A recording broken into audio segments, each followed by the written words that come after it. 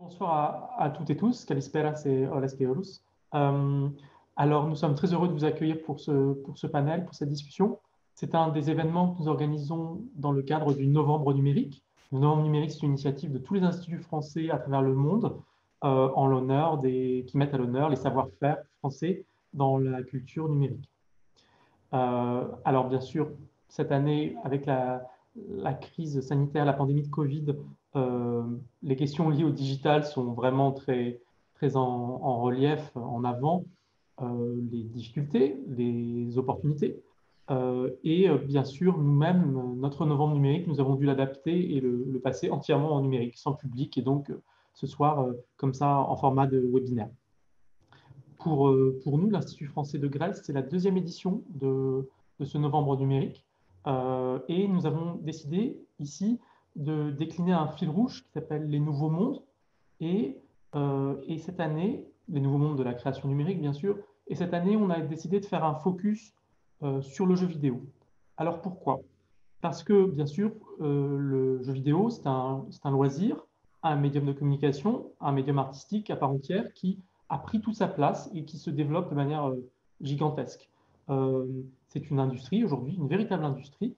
Selon certaines estimations, en 2019, le jeu vidéo a rapporté 3 fois plus d'argent que le cinéma au plan mondial. Dans cette industrie culturelle, la France compte beaucoup d'entreprises, certaines très connues, très innovantes, très créatives, d'autres très grosses, très importantes au plan international. Et donc, bien sûr, c'est intéressant de refléter ça dans les discussions et les échanges. Mais c'est aussi un secteur émergent, un secteur économique émergent en Grèce, pour les mêmes raisons, créativité, entreprise, start-up. Et donc, des deux côtés, le jeu vidéo devient finalement un vrai sujet d'entreprise, un vrai sujet économique. À la fois le jeu vu en tant que loisir et puis le jeu vu comme serious game, jeu sérieux, qui offre des opportunités pour le travail, pour l'apprentissage, pour la santé. Il y a donc, nous pensons, matière pour un dialogue, une discussion entre les deux pays et puis les acteurs dans les deux pays. Nous avons organisé cette discussion en 3 morceaux, en 3 volets. Mardi, nous avons parlé de la dimension éthique et sociale des jeux vidéo. Et aujourd'hui, ce jeudi, nous parlons bien maintenant de ce sujet d'entreprise. Et puis tout à l'heure, à 19h30, nous parlerons des questions de création, de la dimension plus artistique, mettons, du jeu vidéo. J'espère que la table ronde de ce soir permettra d'évoquer des pistes de bonnes pratiques ou de coopération entre la France et la Grèce, à la fois dans la manière dont les autorités publiques, les États et autres, peuvent accompagner le secteur économique du jeu vidéo, dans la manière dont les entreprises de ce secteur elles-mêmes voient leurs défis, leur avenir et leur développement, et puis des questions de financement au-delà de ce que peuvent faire les États, bien sûr, financement privé et pourquoi pas financement participatif avec cette dimension démocratique qu'il est important de souligner aussi. J'espère qu'on pourra aussi dire un mot de l'Europe et des opportunités et des attentes que l'on peut avoir vis-à-vis du niveau européen en la matière. Je suis très reconnaissant aux partenaires des deux pays d'avoir bien voulu participer à cette table ronde. Je remercie tout particulièrement le ministère grec de la Culture pour sa représentation ce soir. Et je passe la parole à Nikos Voiatsis, qui va être l'animateur de ce webinaire. Bonne session à tout le monde. Merci. Merci, Monsieur Commois, pour vos paroles très chaleureuses et pour l'introduction. Je suis Nikos Voiatsis, je suis cofondateur et PDG de Coralia et de G-Cluster. C'est un réseau qui comprend de nombreux scientifiques, de nombreux professionnels qui représentent la partie la plus mature des jeux vidéo en Grèce. Il est composé de 50 membres, dont 35 sont des entreprises, 15 des centres de recherche, instituts de recherche et académies universitaires. C'est un cluster, le seul d'ailleurs écosystème grec d'innovation dans le domaine de l'entreprise dans le secteur des jeux vidéo. En tant qu'écosystème, pour pouvoir se développer, il a besoin de liens très étroits avec d'autres acteurs, d'abord sur le plan national. Donc, c'est un honneur pour moi, véritablement, de pouvoir modérer ces tables rondes où nous avons des représentants des principaux acteurs de cet écosystème d'innovation. Et je voudrais tout d'abord remercier Madame Diagouma qui représente le département communication et relations internationales et qui nous apporte la partie financement dans cette table ronde, très important qui représente également les pouvoirs publics et qui est un moteur de développement de cet écosystème. Je voudrais remercier Monsieur Karavassilis qui, pour moi, représente cette partie intégrante de cet écosystème qui est le talent. En tant que président de l'Association grecque des concepteurs de jeux vidéo, c'est de là que nous viennent les jeunes talents game developers qui vont renforcer et faire progresser ce secteur. Monsieur Prévost, qui nous apporte cette dimension internationale, et c'est avec un grand plaisir que je peux dire, en tant que notre pays, la Grèce, mais nous avons avec la France des liens très étroits d'amitié, bien sûr, à un très haut niveau, mais également des liens de collaboration entre les différents acteurs de l'innovation. En tant que J-Cluster, nous avons conclu un accord de partenariat avec le plus grand cluster à Paris d'applications numériques en France. Et nous suivons de très près certaines entreprises représentant le gaming en France qui sont une des plus grandes entreprises, même au niveau européen. Enfin, autre présence très importante, Madame Tsiliberdi du ministère de la Culture, qui est responsable du département du développement et de la création contemporaine. Nous avons tous conscience que le jeu vidéo, c'est un objet culturel qui peut créer de la richesse, contribuer au bien-être, mais également en créant un environnement, un contenu très important qui est celui de la Grèce, mais également promouvoir notre contenu moderne de la Grèce qui est de haute qualité et qui peut se placer sur le plan international. Je vais donner la parole à tous les intervenants tour à tour, et puis nous aurons une discussion, je crois, très intéressante. Pour conclure cette brève introduction, et si M. Comois me le permet, je serai un peu provocateur avec ce que je vais dire, le développement et la promotion du jeu numérique peut être perçu sous le plan de la collaboration entre la France et la Grèce, mais je crois qu'il faudrait envisager cela comme une priorité sur le plan européen, c'est une priorité stratégique. Et je m'explique. En ce moment, un secteur économique comme celui-ci, qui actuellement présente le plus grand essor en chiffre d'affaires et en nombre d'utilisateurs. En 2019, par exemple, la filière jeux vidéo avait plus de 150 milliards d'euros sur le plan international et plus de 3 milliards d'utilisateurs, des consommateurs de ce produit très important. Je dirais que c'est encore très peu par rapport à ce qu'on pourrait s'attendre après cet essor accru, également dû à la pandémie. Donc, le mobile pénètre de manière très dynamique sur la plateforme. Et en regardant quels sont les 10 plus grands producteurs, on constate qu'il n'y a pas de représentants européens. Nous avons des représentants uniquement américains et asiatiques. Il faudrait donc aller à la 30e place pour voir Ubisoft ou d'autres organisations très importantes. Donc, c'est un pari que je fais. Il faut que au niveau européen, y compris à travers nos efforts français, grecs et d'autres, améliorer notre place sur ce marché. Je donnerai la parole à Madame Diagouma par ordre alphabétique. Vous avez la parole. Merci, Monsieur Voyazis.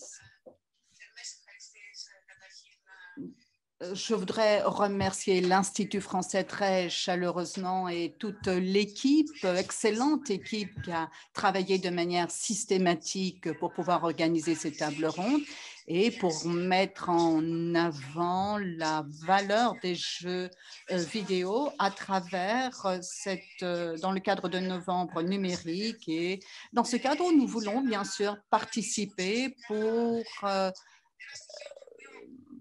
mettre en évidence, mettre en exergue un élément qui est d'actualité, qui est à savoir la création d'entreprises, entreprendre en général dans le domaine des jeux numériques. Et il est important de prendre conscience que le jeu vidéo est dans notre vie et fait partie de notre quotidien, dans toutes ses dimensions, que nous l'utilisions en tant que simple utilisateur ou bien que nous soyons producteurs, créateurs ou bien que nous nous formions à travers ce jeu.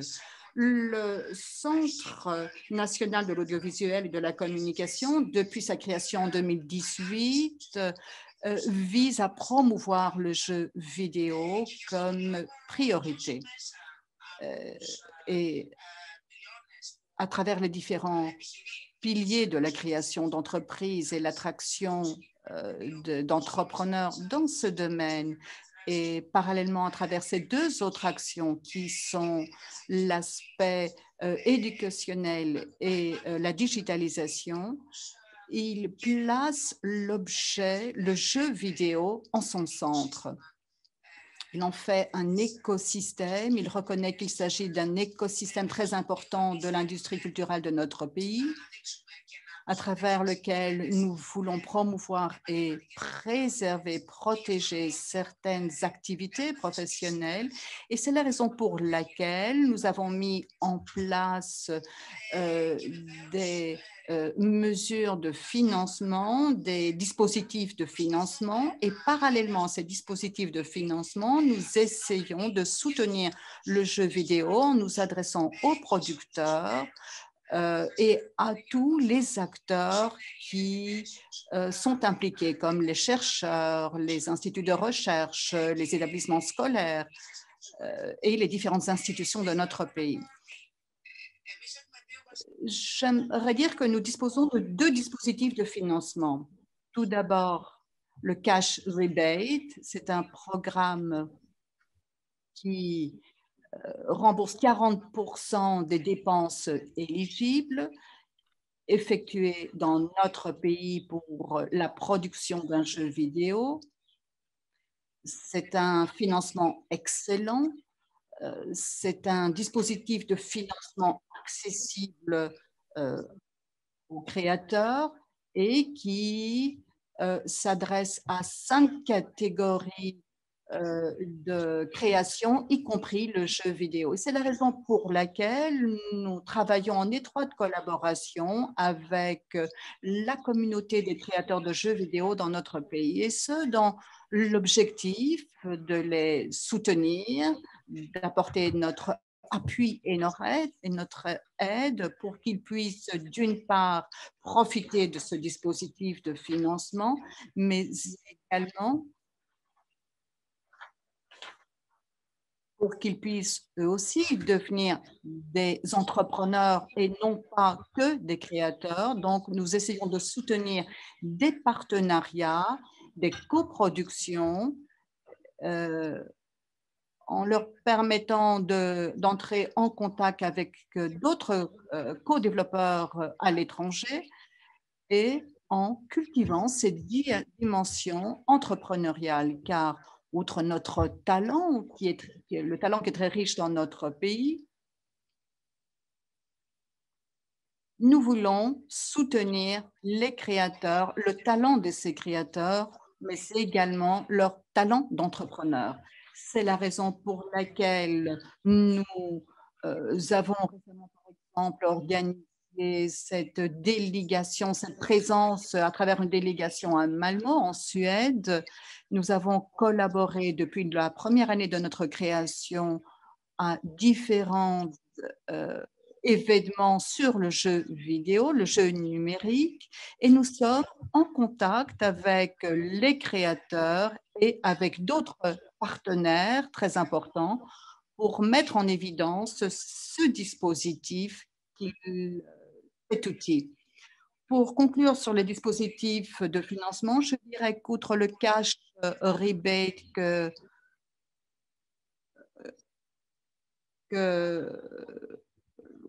Ecomet met à disposition des créateurs à Ecomet, c'est la raison pour laquelle Ecomet tient compte des spécificités du jeu vidéo. Nous invitons tous les producteurs qui souhaitent entreprendre en Grèce de nous contacter. Toutes nos données se trouvent sur notre site. Toutes les mesures, les démarches à effectuer pour pouvoir profiter de ce dispositif de financement sont simples. Notre équipe est là pour soutenir et appuyer les personnes intéressées et nous les informons sur toute nouveauté, par exemple sur cette incitation dans le domaine fiscal, un nouvel outil de financement qui rembourse, qui prévoit un crédit d'impôt pour les personnes qui ont un crédit d'impôt de 30%. Nous avons pour les personnes qui entreprennent en Grèce afin qu'ils puissent investir dans un projet numérique, y compris le jeu vidéo. Donc, nous avons deux dispositifs de financement très importants. Nous avons une équipe qui est en contact avec les game developers et en mettant l'accent sur la valeur du jeu vidéo, pas seulement en Grèce, mais également pour la communauté internationale. Ce que nous voulons faire, c'est placer notre pays sur le marché de la création du jeu vidéo à l'international.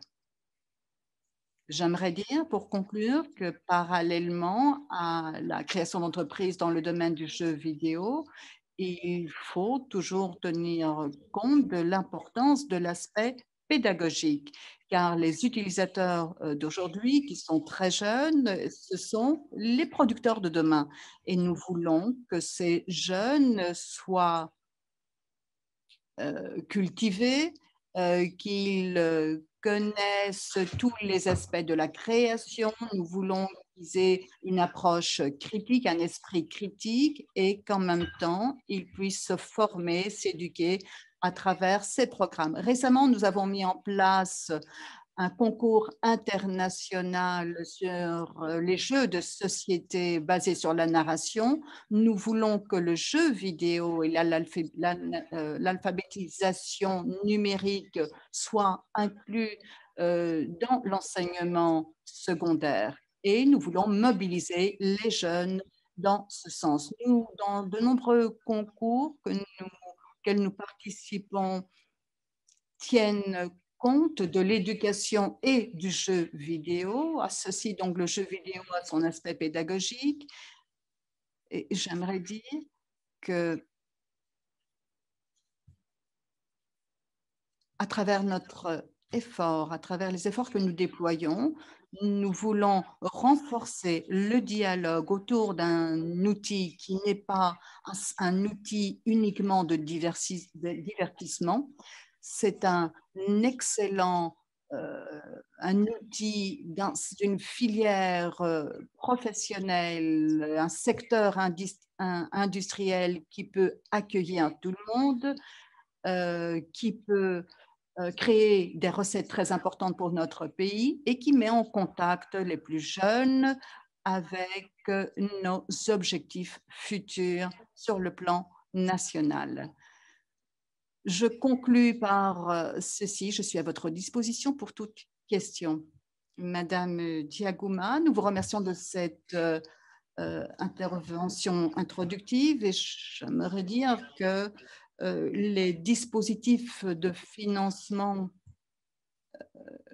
que vous avez cités vont intéresser sûrement notre auditoire.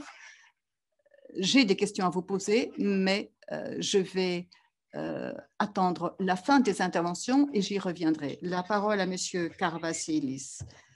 Vassili, c'est avec plaisir que je te donne la parole pour que tu nous présentes l'association grecque des concepteurs de jeux vidéo et comment tout ceci peut contribuer aux efforts communs dans ce domaine. Merci, Nikos. Je voudrais remercier l'Institut pour cette invitation. C'est un grand plaisir pour moi d'être parmi vous.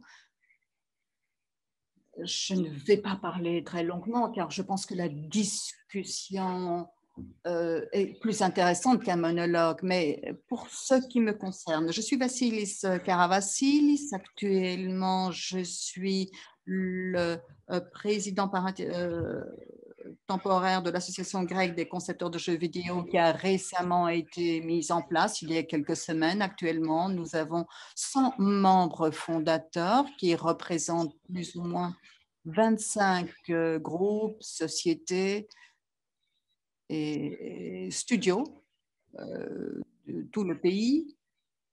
Et par ailleurs, je suis directeur du NV Software. C'est un studio à Patras composé de 7 personnes et notre travail consiste à créer des jeux vidéo.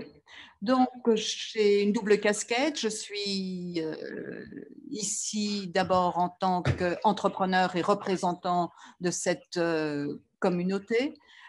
C'est un peu une situation bizarre. Je suis un entrepreneur face à des représentants des différentes institutions, mais je suis également représentant d'institutions. Pour commencer, je vais préciser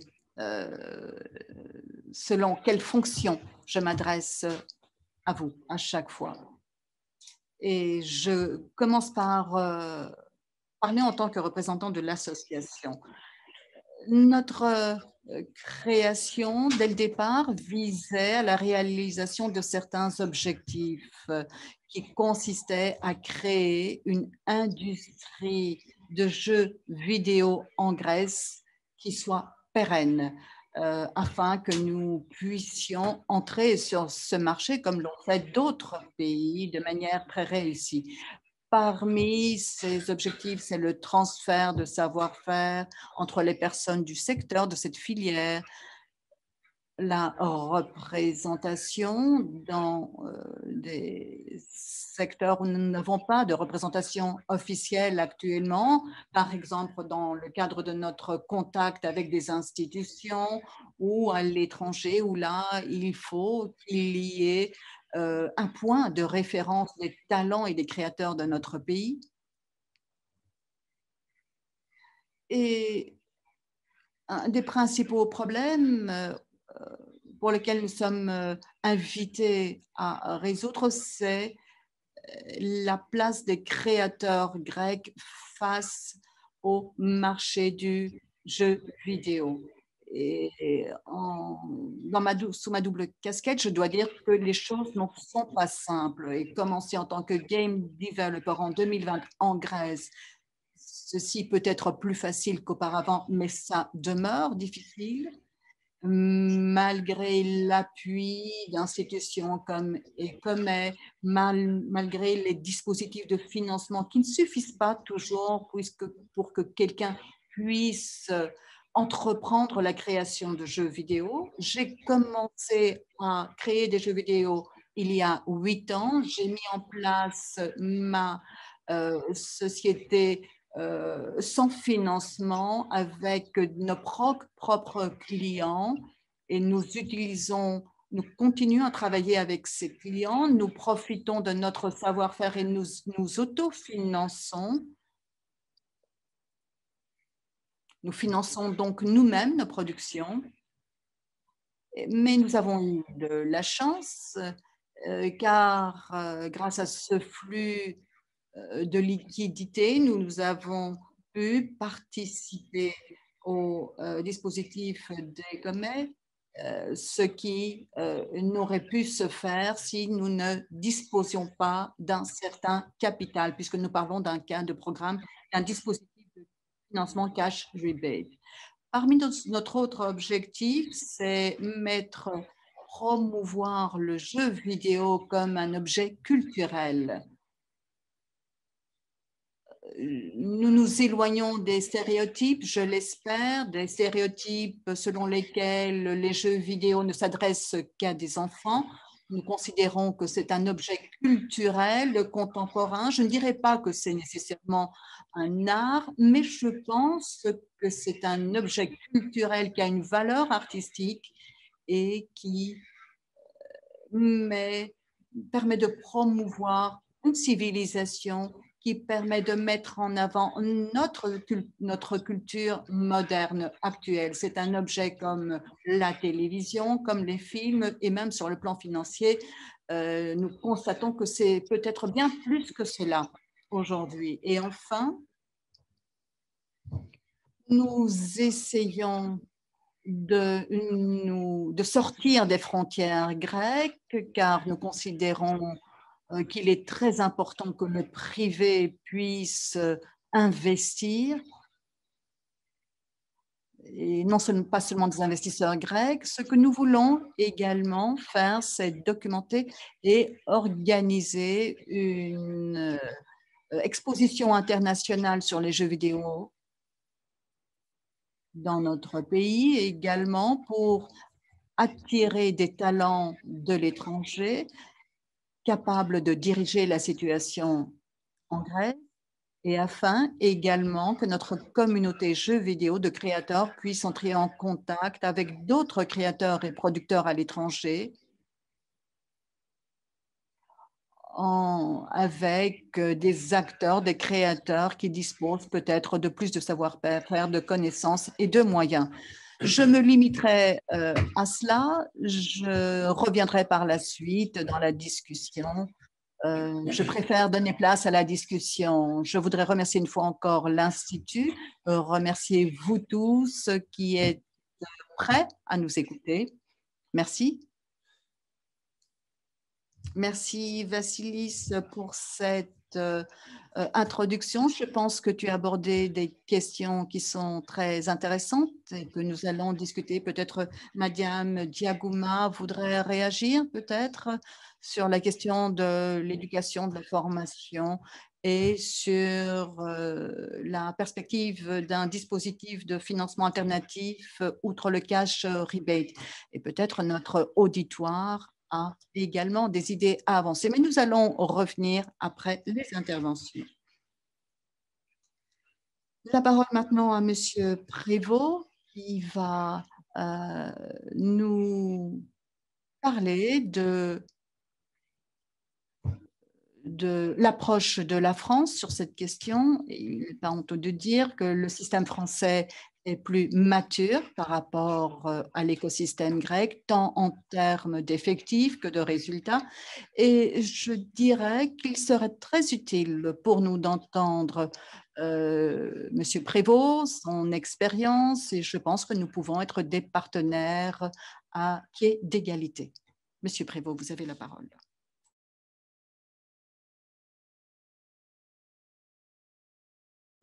Voilà, merci beaucoup. Bonjour à tout le monde, je suis très très heureux d'être avec vous. J'étais moi-même dans un temps ancien responsable d'un institut français au Maroc, et voilà, donc je participe avec beaucoup de plaisir à ces échanges. Mais maintenant, voilà, depuis 15 ans, je suis à la tête des aides du soutien au secteur du jeu vidéo à l'intérieur du Centre national du cinéma et de l'image animée qui soutient le jeu vidéo depuis maintenant le début des années 2000, c'est-à-dire 2000-2001 environ. Alors, comme vous le dites, le secteur du jeu vidéo en France est mature. Son histoire a démarré au début des années 70 avec des années très prestigieuses. Dans les années 80, 90, avec beaucoup de studios célèbres, un éditeur très connu comme Ubisoft.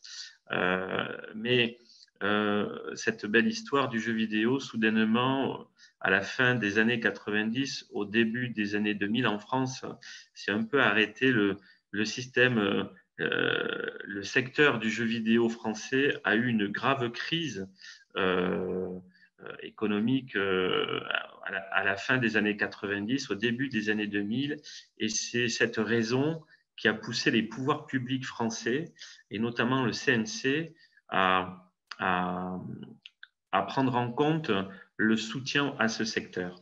Et ce soutien aux jeux vidéo est né au début des années 2000, exactement en 2003, avec la mise en place de la première aide aux jeux vidéo en France, qui est portée par le Centre national du cinéma, qui était une aide au prototypage, une aide destinée à faire des prototypes de jeux et qui existe encore. Je vous écoutais avec intérêt. Vous êtes en train de mettre en place un petit peu les mêmes soutiens que nous avons. Et c'est très, très bien. Je pense qu'il faut que les pouvoirs publics ont un rôle à jouer dans le secteur du jeu vidéo et dans la création et dans le soutien aux créateurs. Le CNC a démarré le soutien en 2003 à cause de cette crise. Les studios français étaient tombés chaque mois. Un ou deux studios disparaissaient chaque mois. En même temps, s'est produit un phénomène lié à la mondialisation, beaucoup d'emplois, beaucoup de sociétés de jeux vidéo quittaient la France pour partir en Amérique du Nord. Je pense que vous n'allez pas découvrir effectivement que beaucoup de studios européens se sont exilés au Canada, au Québec, parce que les conditions financières et quelque part les exonérations de charges étaient beaucoup plus importantes que ce que pouvaient proposer les pays européens. Et la France a perdu entre 6 et 8 000 emplois en l'espace de quelques années. Voilà, et essentiellement des emplois qui sont partis vers l'Amérique du Nord, le Canada et le Québec. Donc, par rapport à cette crise, par rapport à cette fuite de nos talents, on a mis en place des politiques qui maintenant, effectivement, portent leurs fruits puisque nous avons amplifié les aides et nous avons commencé à travailler justement sur un crédit d'impôt. Je crois que vous avez évoqué, vous aussi, la mise en place d'un crédit d'impôt.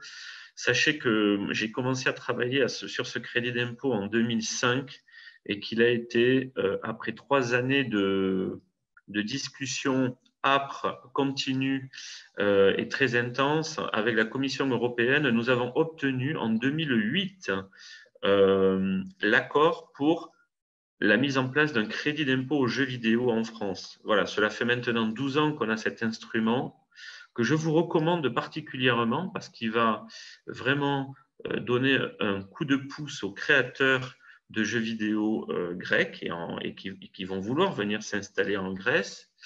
On a fait évoluer ce dispositif et c'est vraiment pour nous Français, à partir de 2008, que l'Europe a consacré, de par son acceptation de ce crédit d'impôt, l'Europe a consacré le jeu vidéo comme une œuvre culturelle. C'est à compter de cette date que l'Europe a vraiment dit oui, le jeu vidéo est une œuvre culturelle puisque le crédit d'impôt a été validé dans le cadre de l'exception culturelle chez nous.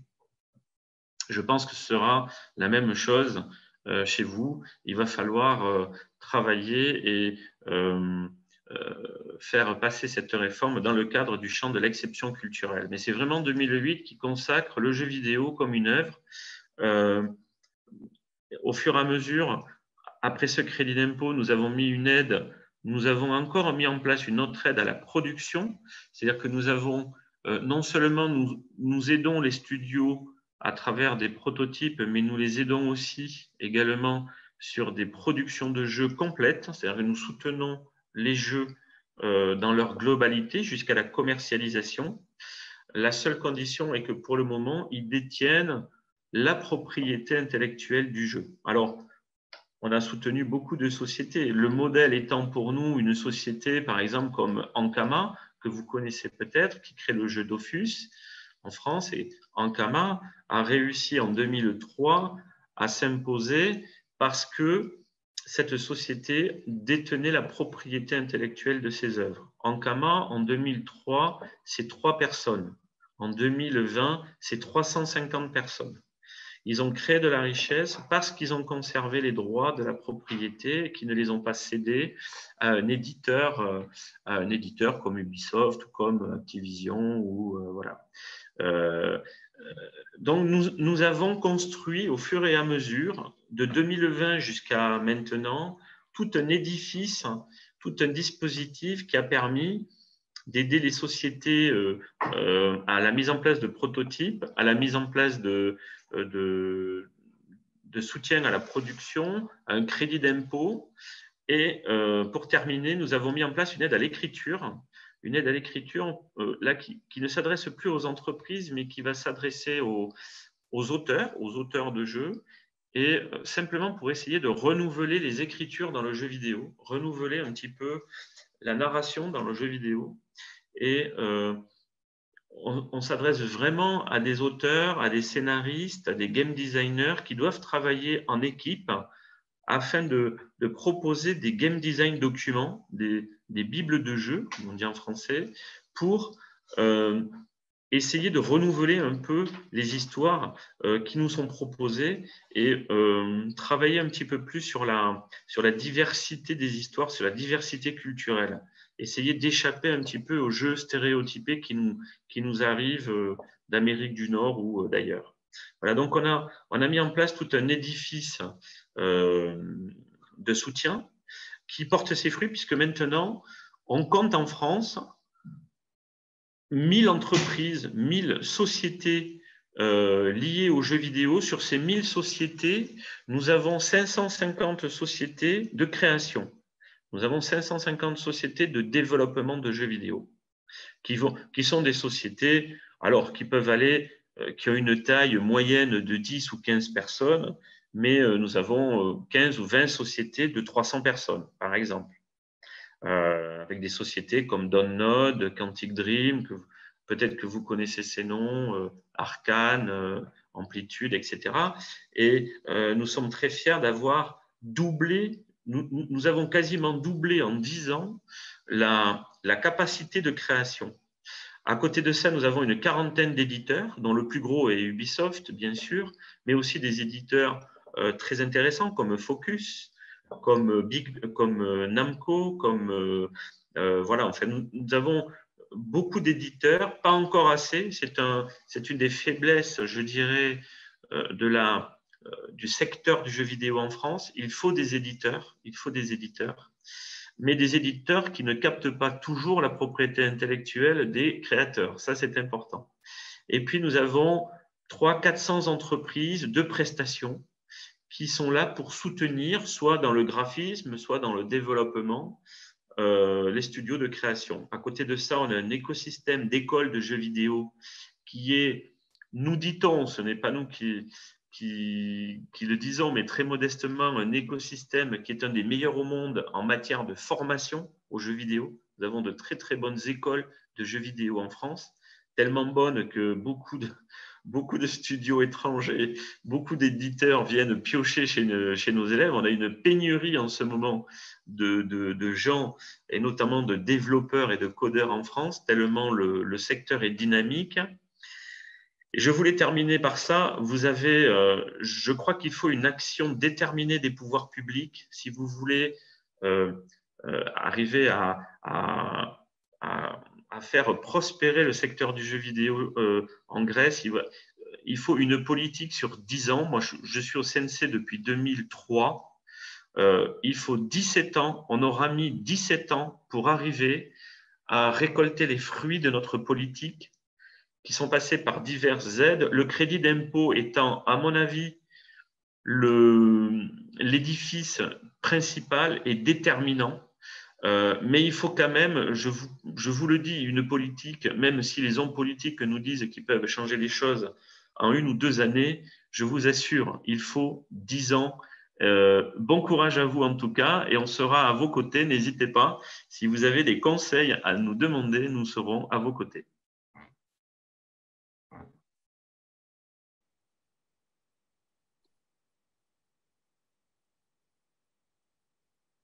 Merci, Monsieur Prévost. Je crois que j'exprime un sentiment partagé par tous. Vous nous avez surpris, étonné agréablement. Nous prenons conscience de ce que vous avez dit, qui est la quintessence de cette discussion, c'est-à-dire pour avoir un développement dans le domaine de l'entreprise à long terme, il faut avoir une stratégie au moins sur une décennie.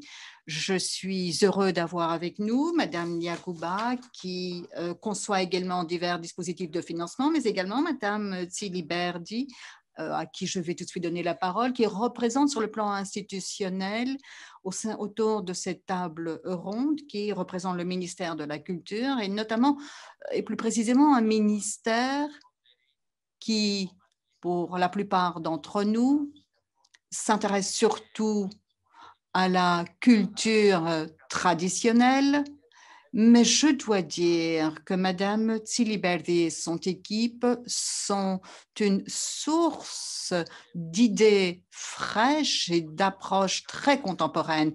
Et je dois dire qu'elle s'est battue personnellement pour que le terme gaming même soit inclus dans des textes, dans des interventions. Et là, je crois qu'elle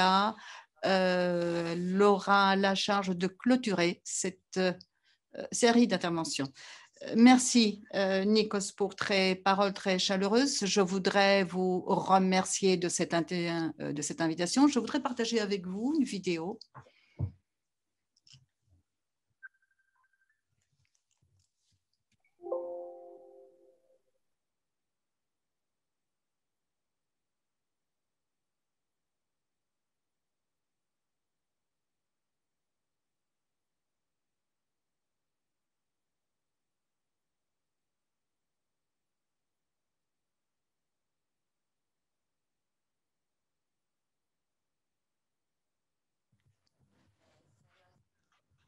J'aimerais tout d'abord qu'on voit ensemble l'implication du ministère de la Culture dans le game development. Pour nous, pour le ministère de la Culture, ces dernières années, s'implique dans le domaine du secteur culturel et créatif, qui sont un secteur très important de la culture. Et il adopte une approche différente. Et c'est là où intervient le game developer. À travers nos différentes mesures, nous voyons qu'il y a de nombreuses entreprises et employés qui travaillent dans ce secteur. Maintenant, les choses changent en ces temps difficiles. Vous pouvez voir ici où s'inscrivent les différentes industries du jeu vidéo. Il fait partie du noyau de l'industrie culturelle. Et là, vous pouvez voir que le jeu numérique ne concerne pas les personnes qui travaillent dans l'informatique, mais c'est toute une série de personnes qui devraient participer à cette conception. Nous avons besoin d'artistes, de musiciens, de personnes qui travaillent dans l'audiovisuel, qui créent des scénarios, des écrivains. Nous avons donc des écrivains qui sont employés, impliqués. Le ministère de la Culture, comme il a bien été dit, nous avons l'habitude de le voir intervenir dans la culture, surtout de manière plus traditionnelle. Mais le game development, pour moi, est un art à part entière, au même titre que les autres formes d'art créées par des artistes, et nous devons l'appuyer. Nous constatons ici qu'il y a un effectif très important qui travaille dans ce marché. Et vous allez voir quelles sont nos études. Le game development en Grèce est en plein essor. Nous cherchons la façon de pouvoir le soutenir. C'est un secteur très actif. Nous cherchions donc un moyen de le soutenir. L'occasion nous a été offerte par le coronavirus. Il y a une particularité au ministère. Le ministère de la Culture ne peut subventionner des entreprises, des sociétés, uniquement des sociétés à but non lucratif. Nous avons donc trouvé le moyen de soutenir des professionnels du secteur à travers une décision ministérielle. Nous avons pu les inscrire à ce dispositif. Que font ces développeurs et comment le ministère de la Culture souhaite les soutenir? Il y avait une méfiance et je pense que nous avons réussi à dissoudre cette méfiance. Nous devions respecter certaines règles pour pouvoir octroyer ces aides. Et ces aides ont été octroyées dans le cadre de la pandémie et en tenant compte de du coronavirus. Nous octroyons 7 500 € à ces professionnels à condition de prouver qu'ils travaillent depuis 2 ans dans le secteur, qu'ils sont des professionnels et qu'ils sont enregistrés auprès des différents registres professionnels. Et là résidait toute la difficulté. Nous avons pu donc octroyer ce montant pour une quarantaine d'acteurs. Nous avons eu seulement 16 demandes. Initialement, c'était décevant. Nous nous sommes adressés à tous en leur disant, voilà, nous octroyons, nous donnons de l'argent. Il y a bien sûr une bureaucratie, il y a de nombreuses démarches bureaucratique, il faut prouver que vous êtes inscrit, que vous êtes professionnel depuis 2 ans et non pas que vous créez des applications informatiques qui sont liées au jeu. Non, vous devez vous auto-déterminer également sur le plan fiscal et professionnel en tant que game developers. Parmi les 16 demandes qui ont été déposées, 10 seulement ont été agréées. D'autres ont oublié de soumettre les documents qui étaient requis et parmi les 6 autres demandeurs qui ont été agréés ne satisfaisaient pas à toutes les exigences requises. Nous avons fait cet accueil, cet appel. Nous ne connaissions pas vraiment ce secteur. Il nous fallait connaître, donc explorer ce domaine. La plupart de ces créateurs se trouvent en Attique. C'est ce que nous avons pu constater à travers nos études. Ils travaillent dans le secteur des jeux pédagogiques et d'après leur demande de subvention. À la question, combien de temps vous faut-il pour créer un jeu vidéo? La réponse était de 4 mois à 1 an. Et là encore, je voudrais préciser que le contenu de ces jeux était principalement éducatif et de formation. Il y avait une méfiance, une crainte. Selon vous, quelles sont les recettes? La réponse était de 6 000 à 8 000 € de recettes. Nous octroyons 7 500 €. Donc, on était bien dans nos comptes. Il n'y en a qu'un qui nous a répondu qu'il attendait des recettes de 100 000 €. Donc, c'était un état des lieux. Ceci nous a permis de faire un état des lieux. Qu'est-ce que nous avons appris?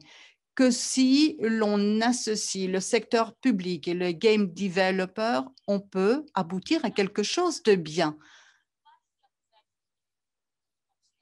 Il y a bien sûr une méfiance des deux côtés, mais le problème pour moi, c'est la fragmentation. D'abord des game developers, mais également l'absence de politique ou une fragmentation des différentes instances qui interviennent, le ministère, ECOMES, etc. Je pense que nous avons une autre structure organisationnelle pour ce qui nous concerne, mais également pour les acteurs, pour les game developers. Ils sont également très récalcitrants aux démarches bureaucratiques. Je dois dire, quand nous mettons en place des politiques, les game developers sont très rapides. Le temps qu'il nous faut pour mettre en place une politique, ils ont déjà progressé. Et donc, il leur manque également de nombreuses compétences. Ils ne savent pas comment rédiger une demande, comment ils vont gérer un secteur, comment établir un budget. Ce sont des entrepreneurs, certes, mais il leur manque certaines compétences professionnelles nécessaires. Et pour moi, le plus important, c'est savoir comment établir une stratégie lorsqu'on ne connaît pas le secteur, la filière. Combien sont ces créateurs, ces game developers, à qui s'adresser? Que peut-on faire tenant compte de tout cela?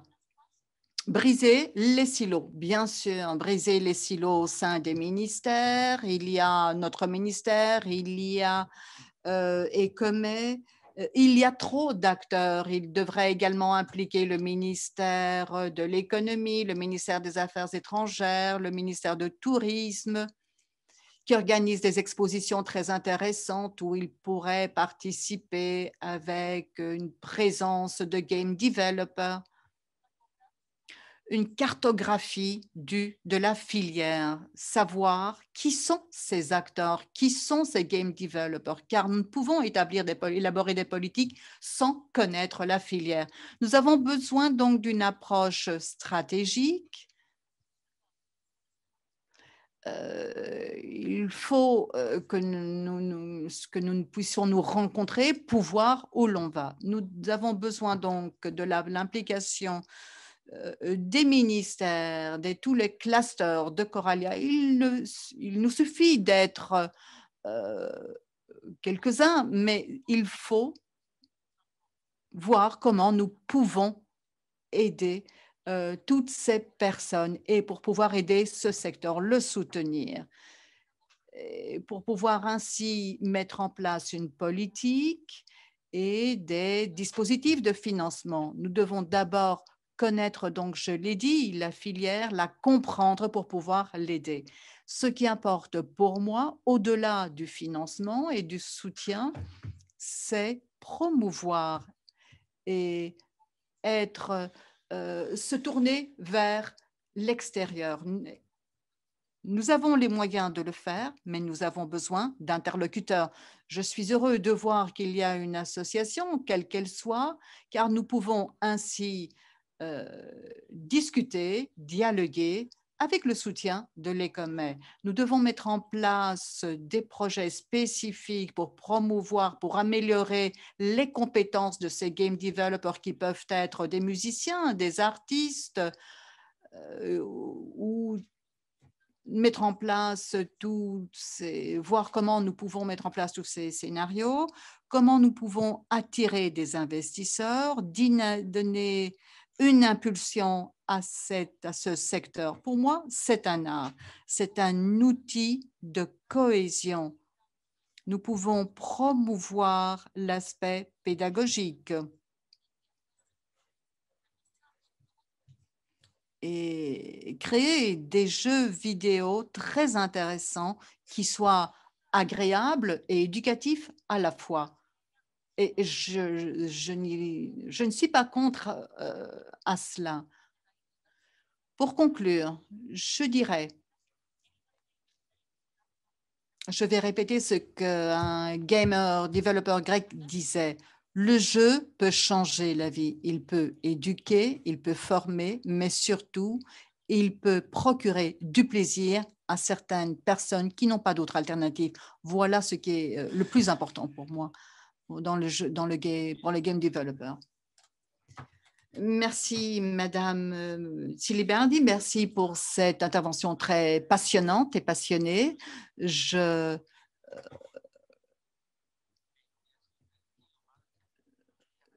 je souligne cet intérêt de Mme Silberti et de son ministère pour soutenir le secteur.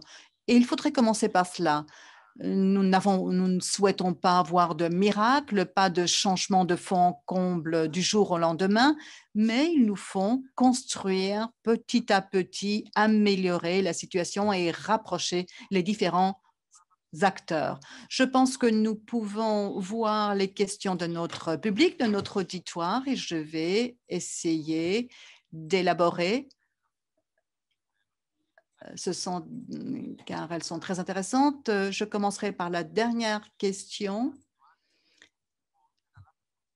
et qui pose la question suivante. Si des jeux vidéo à caractère de divertissement peuvent être financés ou profiter du cash rebate, sans être contraint de les baptiser autrement, car l'aspect purement, exclusivement de divertissement ne permet pas de profiter, de bénéficier d'un tel financement. Et j'aimerais ajouter à cela une autre question de Athanasios. Si nous avons du mal en tant qu'institution de trouver des moyens de financement, au moins voir comment nous pouvons faciliter la vie de ces personnes qui sont actives dans cet écosystème. Je pense que Vassilis pourrait nous éclairer. C'est-à-dire, il ne faudrait pas qualifier d'un jeu vidéo, par exemple, de loisir ou de divertissement, mais simplement que c'est un jeu vidéo. Vassilis, d'abord. Pour moi, c'est clair. Il est clair qu'il ne faudrait pas être confronté à ce genre de difficultés, c'est-à-dire qu'un jeu vidéo doit être reconnu en tant que tel, indépendamment de son contenu éducatif ou de loisirs ou autre. Et qu'il faudrait l'intégrer dans un cadre fixé, par exemple, auparavant. Madame Diagouma, avant de donner la parole à Madame Diagouma, j'aimerais ajouter, rebondir sur ce que Monsieur Prévost a dit. Il a été dit que la France soutient le game development jusqu'au publishing, jusqu'à sa partie, à son aspect commercial qui est très important. Je dirais que la plus grosse difficulté auxquelles sont confrontés les game developers grecs, c'est le publishing. Comment mettre le produit sur le marché, l'écouler sur le marché. Et là, nous avons constaté que les outils, les différents dispositifs de soutien ne sont pas présents. Comment est-ce qu'on pourrait relier cela, Madame Diagouma, avec ce qui a été dit? Tout d'abord, concernant la qualification du jeu vidéo de loisir ou autre, pour nous, peu importe. Le jeu numérique est une expression, c'est un produit audiovisuel, une création audiovisuelle à une fin spécifique. Nous n'intervenons pas dans le concept, peu importe pour nous si le scénario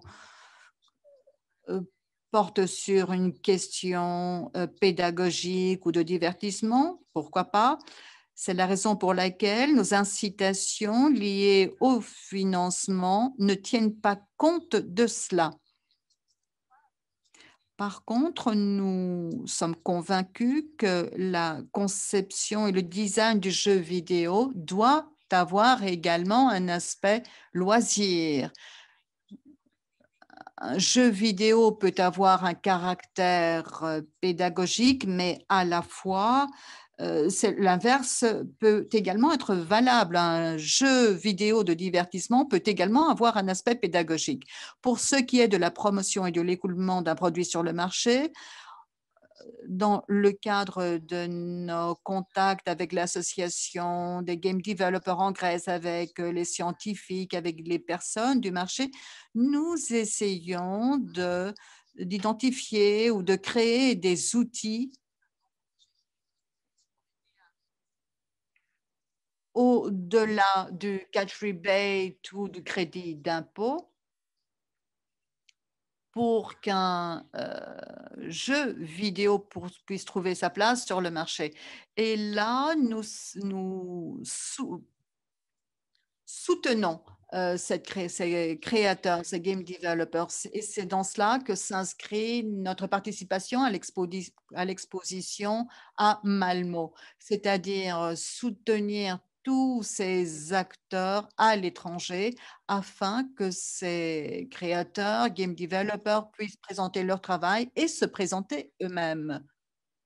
N'oublions pas que promouvoir un produit, c'est un processus qui influe également sur le créateur. Et les outils utilisés pour promouvoir le produit, pour lancer le produit, nécessitent un appui sur toute la chaîne. Bien sûr, nous invitons les créateurs de l'étranger à créer leurs produits. Nous les aidons au financement, mais nous les aidons également, nous les appuyons aux étapes suivantes. Comme vous l'avez bien dit, la volonté du gouvernement, du ministère, face aux créateurs, est un fait.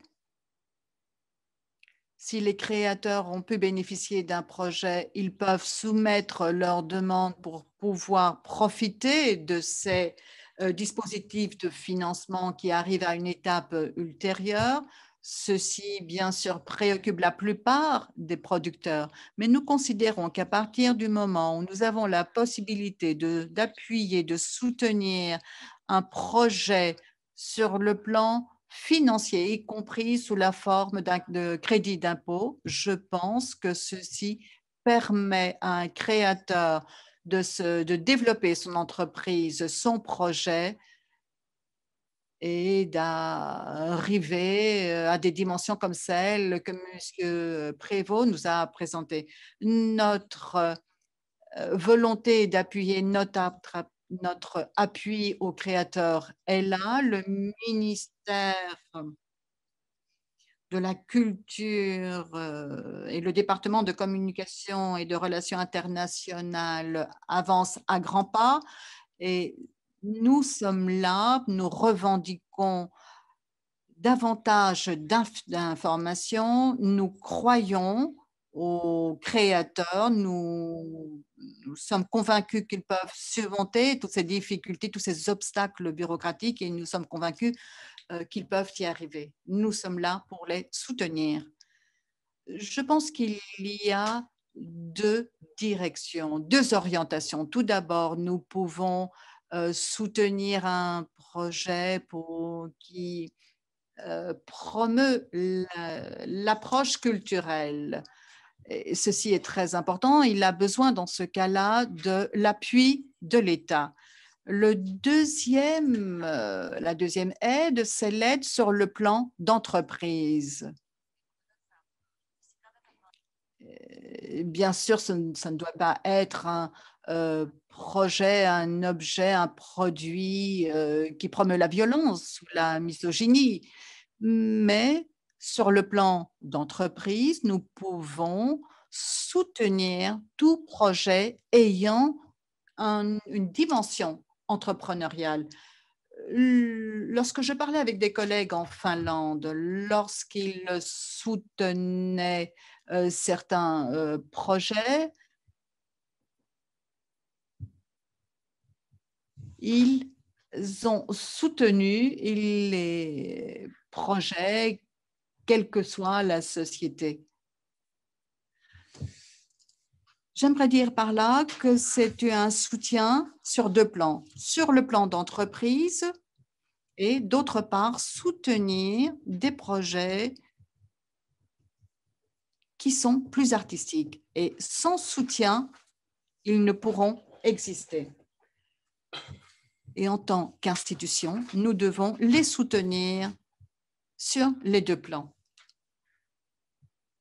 Il nous reste encore du temps pour une question, me dit-on.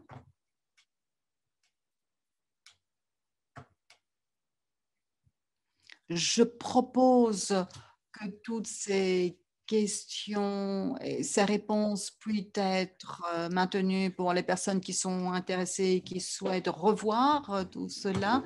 Une question qui nous vient du marché, une question pratique qui s'adresse à Madame Silibert et Madame Diagouma. Tenant compte de toutes les difficultés, ces dispositifs, ces outils ont été mis en place. Je conçois très bien, je pense que je représente de nombreuses personnes, qu'il faut respecter les procédures et les règles de financement mises en place. Ma question est la suivante. À votre avis, serait-il possible d'avoir un help desk du point de vue du ministère, car l'association que représente Monsieur Caravassi ou d'autres acteurs ont du mal à satisfaire, à répondre à toutes ces démarches. En tant que ministère, en tant qu'ICOME, vous savez maintenant qui fait quoi, vous avez fait un état des lieux, vous savez désormais qui sont ces acteurs. Serait-il possible d'avoir un soutien pratique de tous ces développeurs, à savoir les aider comment rédiger une demande, comment m'inscrire auprès des différentes associations professionnels, car je considère que ces différents dispositifs de financement ne manquent pas d'intérêt du point des acteurs, mais ils ne sont pas suffisamment connus, car toutes ces personnes sont de véritables game developers qui s'intéressent à leur travail, à l'aspect artistique, ça peut être des artistes, et ce sont des démarches qui sont très lourdes, même pour des grandes entreprises. Et comment donc peut-on avoir un one-stop shop, un point de contact où pourraient s'adresser toutes ces personnes afin qu'ils puissent s'informer sur la manière de créer le dossier, puisque vous avez fait un état des lieux. Vous savez quelles sont ces personnes. Je ne parle pas de la phase d'évaluation, mais je parle des phases en amont, c'est-à-dire comment pouvez-vous aider ces personnes à présenter leur dossier, à préparer leur dossier.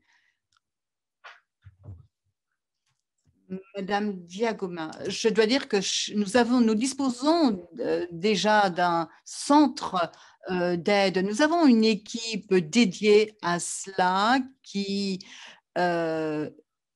vérifie que le dossier des candidats est complet avant de le soumettre. Donc, nous aidons les producteurs, notamment lorsque c'est la première fois où ils soumettent un dossier, afin qu'ils puissent remplir toutes les étapes et éviter des problèmes à la phase d'évaluation. C'est un des services que nous dispensons, et avec plaisir d'ailleurs, et à travers une démarche qui permet à tous d'apprendre, y compris à notre équipe. Présenter un dossier se fait en ligne. C'est un service qui s'adresse à tous ceux qui souhaitent poser leur candidature. Nous avons créé une plateforme spécifique afin que les candidats puissent déposer leur dossier uniquement dans le cas de création de jeux vidéo. Et cela afin que que les choses aillent plus rapidement et éviter toute autre difficulté dans le cadre des démarches. Ces incitations, donc, dans le cadre des COMET existent. Je suis heureuse de vous l'entendre dire, car pour toute question, qu'il s'agisse d'une demande qui sera soumise dans un an ou dans le cas d'un concept qu'un créateur souhaite réaliser ou dans le cas de conseils, nous sommes là, nous sommes à l'écoute des personnes intéressées. Nous sommes là et ils peuvent nous contacter car nous avons une équipe dédiée à cela. Je suis très heureuse. Je pense que les personnes qui nous suivent, 83 personnes qui nous suivent, l'ont noté. Nous avons également, Madame Silibel, nous avons également une plateforme. Les personnes intéressées peuvent déposer leur candidature sur une plateforme, mais je constatais que toutes ces personnes craignaient, avaient peur de nous téléphoner même, de nous contacter. Ceux qui ont osé ont pu constater de l'efficacité. Nous avons donc une équipe également qui est là pour les soutenir, pour leur donner des conseils. Ce n'est pas si difficile que cela paraît sur le papier. Les démarches paraissent plus difficiles sur le papier. Nous allons continuer à avoir ce one-stop shop, c'est-à-dire cette plateforme que nous avons mis en place, notre portail au ministère de la Culture. Mais par ailleurs, nous aurons l'Acropole. Ce serait un hub, un centre où nous allons dispenser des services aux game developers, mais également à tous ceux qui souhaitent bénéficier d'un financement. Ce sera un centre de prestation de services aux candidats qui va bientôt fonctionner. Mais avant cela, nous aurons, toutes les personnes intéressées peuvent s'adresser via notre portail.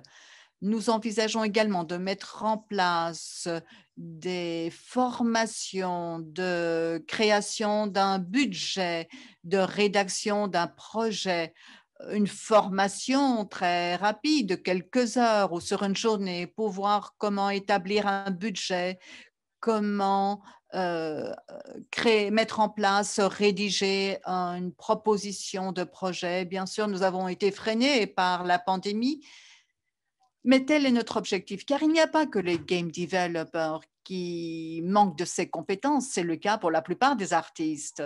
Et là, il y a un véritable problème. La plupart de ces personnes s'adonnent à leur art et nous voulons les aider sur ce plan des démarches. Et lorsque Acropole sera prêt, et il accueillera bien sûr les game developers, nous serons là, toujours là pour de nouvelles propositions. Je suis très heureuse de voir d'ailleurs qu'il y a Corallien et le cluster. La continuité est très importante pour nous. Mettre en place un dispositif et point final, pour nous, ce n'est pas efficace. Il faut qu'il y ait une continuité. Nous devons peut-être mettre en place une exposition, un festival, se tourner vers l'extérieur, les aider dans l'avenir de manière plus performante, plus efficace. Tout cela, nous sommes prêts à le discuter. Et il faut voir comment nous pouvons surmonter, alléger toutes ces démarches. Mais n'oubliez pas, c'est de l'argent public. Il y aura toujours des démarches. Madame Tsiliberzi, je note que nous avons pu dissoudre cette méfiance et il est très important de garder cet intérêt, cette dynamique.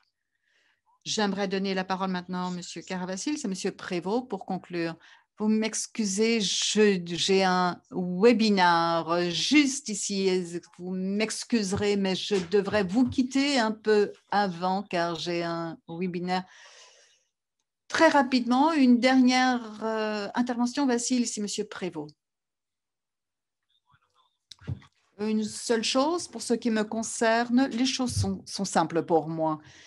Il est facile de créer des malentendus. Il y a de nombreuses institutions. Comme Madame Silibert l'a bien dit, nous sommes des artistes. Il est très difficile de voir un artiste être confronté aux institutions au pouvoir public. Nous n'avions pas d'enceinte de discussion. Notre association est là. La seule chose que nous souhaitons, c'est être là, vous faire part de nos difficultés, de nos problèmes et de pouvoir les résoudre ensemble afin que les démarches que vous mettez en place, qu'avant que vous mettiez en place les démarches, nous puissions être consultés. Voilà, pour ce qui nous concerne. Communication, donc. Monsieur Prévost? Et je voudrais tout d'abord vous remercier de votre présence et des meilleures pratiques que vous avez partagées avec nous. J'espère que Madame Diagouma et Madame Siliberni ont pris note et il serait très bien que même si 1% de tout cela était mis en place. Merci. Merci à vous. Je suis très ravi de vous avoir parlé. Je vois que vous avez les mêmes discussions que nous avions il y a quelques années et c'est très bien. Vous allez voir, c'est un long chemin, mais vous allez y arriver. Effectivement, c'est toujours pas facile pour des créateurs, des game designers, des artistes de comprendre et de s'adresser au pouvoir public et de traduire l'œuvre qu'ils veulent faire en budget, en devis, en potentiel commercial, voilà. Et je crois que vous avez beaucoup de travail, mais beaucoup de chance parce que vous parlez déjà. Nous, quand on a commencé en France, on n'avait pas de syndicat. Il existe en France un syndicat du jeu vidéo, le SNJV, un syndicat des éditeurs. En 2000, il n'y avait pas de représentant des créateurs de jeux vidéo. C'est le cas maintenant depuis 2008.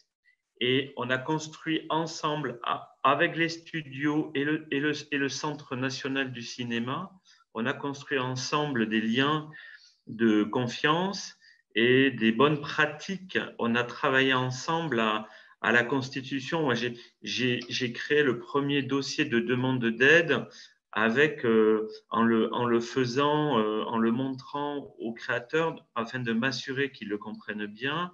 Et les créateurs aussi sont associés à la plupart de nos démarches à travers l'Europe, à travers le gouvernement français. Il faut qu'il y ait les chances du succès, c'est le dialogue qu'il y aura entre les créateurs de jeux vidéo, les studios de jeux vidéo et les pouvoirs publics. Il faut que ce dialogue soit absolument permanent parce que vous allez voir peut-être, pour terminer, la mise en place d'un crédit d'impôt nous a pris 3 ans et vous allez voir, il faut aller plaider sa cause auprès de l'Europe et il faut y aller conjointement, studio et pouvoir public en même temps, si vous voulez être entendu. Mais vous le serez, c'est certain.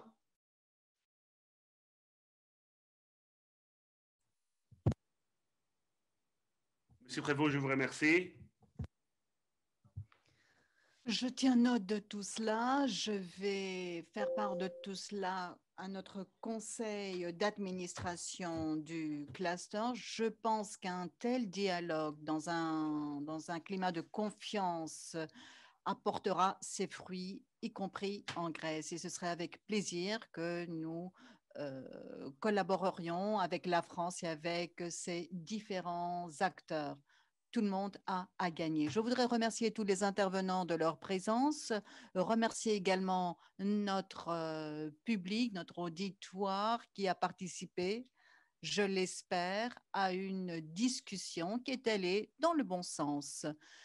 Je proposerais que les questions qui ont été posées restent sur le chat et qu'on essaye de répondre à travers les associations ou les différents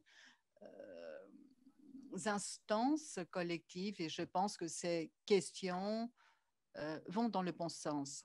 Avant de vous remercier, je voudrais dire que à 7h30, nous avons un webinar sur la création de jeux vidéo, moins centré sur les démarches bureaucratiques et sur les difficultés. Mais voilà, la création d'entreprise, c'est une étape difficile, mais très intéressante et performante. Pour conclure, nous avons affaire à un secteur qui est pionnier dans le monde. Nous avons besoin de création d'entreprises qui commencera par des petites tentatives plus expérimentales de tous les acteurs, les développeurs, les entrepreneurs en puissance, mais petit à petit, cela va devenir plus mature. Nous avons besoin des outils et des incitations pour donner une impulsion à tout cela. Merci à l'Institut, merci à vous tous pour cette excellente table ronde. Merci. À bientôt, merci. À bientôt.